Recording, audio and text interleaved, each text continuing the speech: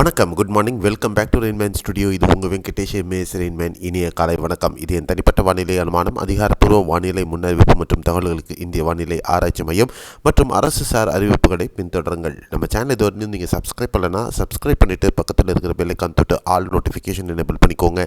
வீடியோவை லைக் பண்ணி ஷேர் பண்ணுங்கள். அப்போ தான் நம்ம கொடுக்கக்கூடிய அனைத்து முயற்சிகளும் எஃபோர்ட்டும் உங்களை ரீச் ஆகும். உண்மையான தகவல்கள் தொடர்ந்து கிடைக்கிறதுக்கு நம்ம சேனலை சப்ஸ்கிரைப் பண்ணிக்கோங்க. இன்றைய வானிலை அனுமானம் 5 ஜனவரி 2026. இன்று வானிலையில் நம்ம மிக முக்கியமாக கவனிக்க வேண்டியது இலங்கைக்கு தென்கிழக்க நிறைவேற்றிருக்கக்கூடிய அந்த வளிமண்டல மேலடுக்கு சுழற்சி வலுப்பெற ஆரம்பிக்குது. அடுத்த 24 மணி நேரத்திலிருந்து 48 மணி நேரத்திற்குள்ளாக அது ஒரு குறைந்த காற்றழுத்த தாழ்வு பகுதியாக வலுவ அடைந்து சற்று வடமேற்கு திசையில் நகர்ந்து வரக்கூடும். மேலும் அது வடமேற்கு திசையில் நகர்ந்து வரக்கூடிய நாட்களில் இலங்கை அருகே வரக்கூடும். வானிலை படிமங்கள் கிட்ட ஒரு வித்தியாசமான அமைப்புகள் காணப்படுகிறது. இதில் நம்ம மிக முக்கியமாக கவனிக்க வேண்டியது இசிஎம்எஃப் மற்றும் கூகுள் எஃப்என்சி, அதாவது கூகுள் வெதர் நெக்ஸ்ட் 2, இந்த ரெண்டு மாடல்களினுடைய ஆர்டிஃபிஷியல் இன்டெலிஜென்ஸ் சொல்லக்கூடிய ஏஐஎஃப்எஸ் மாடல்ஸ் கடந்த பல நாட்களுக்கு முன்பிலிருந்தே இந்த சலனம் இலங்கையிலிருந்து தமிழகத்தை ஒட்டி நகர்ந்து வரக்கூடும் அப்படிங்கிறத காட்டிக்கிட்டே இருந்தது. அதை இந்த டிட்டர்மிஸ்டிக் மாடல்ஸ்ன்னு சொல்லக்கூடிய இசிஎம்எஃப்னுடைய மற்ற மாடல்கள் இப்போ தான் பிக்கப் பண்ண ஆரம்பிச்சிருக்கு.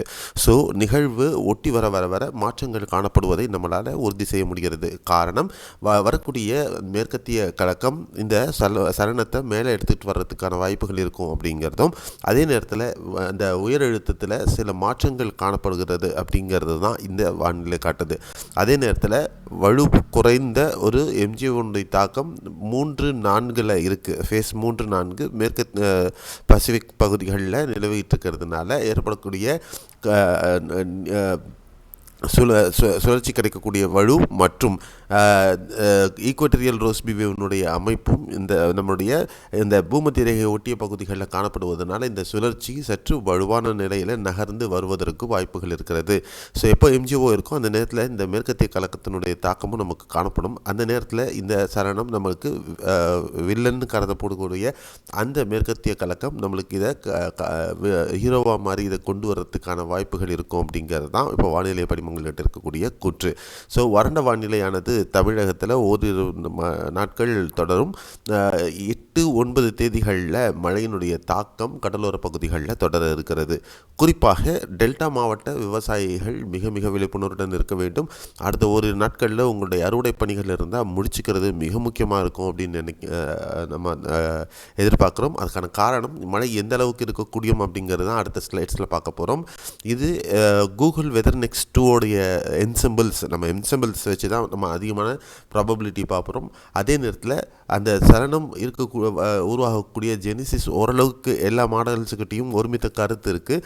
ஸோ அதனடையில் கூகுள் பொறுத்தவரையிலையும் இலங்கைக்கு அருகே அது மேலும் வடமேற்கு திசையில் நகர்ந்து தமிழகத்தில் டெல்டாவிலிருந்து வட தமிழகம் வரையும் இருக்கக்கூடிய பகுதிகளுக்கு அருகில் வரக்கூடும் அப்படிங்கிறத தொடர்ந்து காட்டிக்கிட்டே இருக்குது. இது மாற்றங்களே இல்லாமல் இருக்கிறதுனால இதை நம்ம கொஞ்சம் கன்சிடர் பண்ண வேண்டியதாக இருக்கும். மேலும் இந்த குறைந்த காற்றழுத்த தாழ்வு பகுதி ஒரு நன்கு அமைந்த தாழ்வு பகுதி, தாழ்வு மண்டலம் வரலையும் கூட இந்த மாடல் காட்டிக்கிட்டே இருக்குது. இது எப்படி மாறக்கூடியும் அப்படிங்கிறத நம்ம பொறுத்திருந்து பார்க்க வேண்டும். அதே மாதிரி இசிஎம்எஃப்னுடைய என்செம்பிள்ஸை பொறுத்தவரையிலையும் இந்த ப்ராபபிலிட்டியை ஒத்து வருது. ஆனால் பெரும்பாலான மெம்பர்ஸ் பொறுத்தவரையிலையும் இலங்கை ஒட்டி டெல்டா பகுதிகள் வரலையும் அதோடைய ப்ராபபிலிட்டி இருக்குது. அதே நேரத்தில் அடுத்த ஒரு ப்ராபபிலிட்டி செட் ஆஃப் ஒரு 30 பேர் இங்கேன்னா ஒரு 20 பேர் பாண்டிச்சேரி, கடலூர் அப்படிங்கிற அந்த லேட்டிடியூடையும் ஃபிக்ஸ் பண்ணியிருப்பாங்க. ஸோ இது எப்படி மாறப்போகிறதுங்கிறத அடுத்த 24 மணி நேரத்துலேருந்து 36 மணி நேரத்திற்குள்ளே நம்ம ஒரு கன்ஃபர்மேஷனுக்கு வந்துடலாம். ஜிஎஃப்எஸ் மட்டும்தான் மொத்தத்திலேயே மாற்றங்களில் இலங்கை ஊடாக பயணித்து மன்னார் பகுதிகள் ஊடாக தமிழகத்தில் கடந்து செல்லக்கூடும் அப்படிங்கிற ஒரு கருத்தை எதிர்பார்க்குது. ஸோ இதில் என்ன நடந்தாலும் மழையினுடைய தாக்கம் பொறுத்தவரையிலையும் எப்படி இருக்க போகுது அப்படிங்கிறத இந்த இரு மாடல்கள் வச்சு நம்ம ஒரு கணிப்புக்கு வந்தோம். ஆனால் டெல்டா மாவட்டங்கள் ஃபுல் அண்ட் ஃபுல் நம்மளுக்கு ஹிட் அப்படிங்கிறது கன்ஃபார்ம் அப்படிங்கிறது தான் தெரியுது. பாண்டிச்சேரியிலிருந்து கீழே தென் தமிழகம் வரலையும் பெரும்பாலான கடலோர மாவட்டங்களில் பலத்த மழைக்கான வாய்ப்புகள் 9, 10, 11 தேதிகளில் கன்ஃபார்மாக இருக்குது. 8ஆம் தேதியிலிருந்து இந்த மழை பெரும்பாலான டெல்டா மாவட்டங்களில் தொடங்கிடும். இன்று முதலே ஒரு சில பகுதிகள் லேசான மழையாக இருக்கும். வர வர அடுத்த 48 மணி நேரத்துக்கு பிறகாக இந்த மழை வலுவடைகிறதுக்கான வாய்ப்புகள் இருக்கும் அப்படிங்கிறது தான் இந்த புகைப்படங்கள் காட்டுகிறது. உட்புற தமிழகம், மேற்கு தமிழகத்திற்கும் மழையான வாய்ப்பு இருக்குது. அதே நேரத்தில் வட தமிழகத்துக்கும் மாடல்ஸ் கொஞ்சம் கொஞ்சமாக இந்த மழையினுடைய தீவிரத்தை அதிகரிச்சுக்கிட்டே வருது. அதை பேஸ் பண்ணி தான் இந்த என்சம்பிள்ஸ்னுடைய அவுட்புட்டில் நம்ம எடுத்தோமே. ஆனால் அடுத்த 7 நாட்கள் அப்படிங்கிறத எடுத்தோம்னா சென்னை, செங்கல்பட்டு, காஞ்சிபுரம், திருவள்ளூர் மாவட்டங்கள்லேயும் மழையினுடைய தாக்கம் மேக்சிமம் வந்து இன்க்ரீஸ் ஆகிருக்கு, மினிமம்லேயும் இன்க்ரீஸ் ஆகிருக்குங்கிறதா இந்த படம் காட்டுது. அதே நேரத்தில் கடலூர், பாண்டிச்சேரி, மயிலாடுதுறை, நாகப்பட்டினம், காரைக்கால், திருவாரூர் மற்றும் தஞ்சை மாவட்டங்களுக்கு கனமழையை இந்த மாடல்ஸ் கன்ஃபார்மாக காட்டிக்கிட்டே இருக்குது.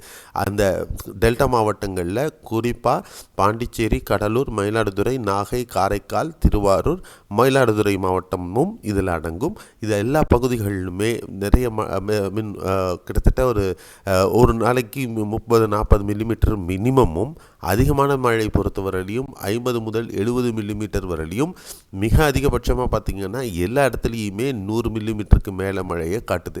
இந்த இதில் குறிப்பாக பார்த்தோம் அப்படின்னா இந்த நாகை, காரைக்கால், திருவாரூர் மாவட்டங்கள் சற்று இந்த விவசாயிகள் பொறுத்தவரையிலும் சற்று விழிப்புணர்வுடன் இருக்க வேண்டும். இந்த பகுதிகளில் ஏதாவது ஒரு பகுதிகளில் பலத்த மழை பதிவாகிறதுக்கான வாய்ப்புகள் இருக்கக்கூடும். அதே நேரத்தில் தூத்துக்குடி, திருநெல்வேலி, மதுரை, திருச்சிராப்பள்ளி இந்த மாவட்டங்களுக்கும் கனமழையானது இருக்குது. அதே நேரத்தில் திருநெல்வேலியினுடைய மாஞ்சோலை பகுதிகள், தென்காசியினுடைய மேற்கு தொடர்ச்சி மலையொட்டிய பகுதிகளும் சற்று விழிப்புணர்வுடன் இருக்க வேண்டியதாக இருக்கும்.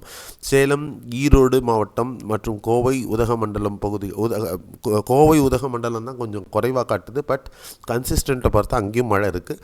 ஆனால் சேலம், ஈரோடு பகுதிகளில் கொங்கு மண்டலத்தில் அதிகமான மழை இருக்கிறதுக்கான வாய்ப்புகள் இருக்கும். அதிகம்னா ஓரளவுக்கு இயல்பை விட கூடுதலான மழை இருப்பதற்கான வாய்ப்புகள் இருக்கும். இப்போ பொறுத்தவரையிலும் இந்த என்சம்பிள்ஸை நம்ம கணக்கெடுத்து பார்த்தோம் அப்படின்னா சென்னை, திருவள்ளூர், காஞ்சிபுரம், செங்கல்பட்டு, பாண்டிச்சேரி, மயிலாடுதுறை, நாகை, காரைக்கால், திருவாரூர், தஞ்சை, தூத்துக்குடி, திருநெல்வேலி ஆகிய மாவட்டங்களுக்கு நல்ல மழை இருக்குது அப்படிங்கிறதும், மதுரைக்கும் நல்ல மழை இருக்குது அப்படிங்கிறதும் தான் இந்த என்சம்பிள்ஸ் நம்மளுக்கு காட்டுது. இந்த நம்பர்ஸில் நீங்கள் பார்க்குறது வந்து இந்த ரெயின் சிக்னல்னு சொல்லக்கூடிய அமைப்பை தான் இது காட்டுது. இதில் தீவிரம் எப்படி இருக்குங்கிறது தான் அந்த எல்லோ அண்ட் ரெட் அப்படிங்கிறத வச்சுக்கணும். இந்த இடத்துல எல்லாம் எல்லோ ரெட் எங்கெல்லாம் இருக்கோ அங்கே பாசிபிலிட்டி, பாசிபிலிட்டி, ஹெவி ரெயின்கான பாசிபிலிட்டி இருக்குது. இந்த இடத்துல மீன்லேயே வந்து எல்லோவும் ரெட்டும் மிக்ஸ் ஆகிருக்கிறதுனால ப்ராபபிலிட்டி வந்து ரொம்ப ஹையாக இருக்கும் அப்படிங்கிறது தான் நம்ம இதுலேருந்து புரிஞ்சிக்க வேண்டியதாக இருக்கும்.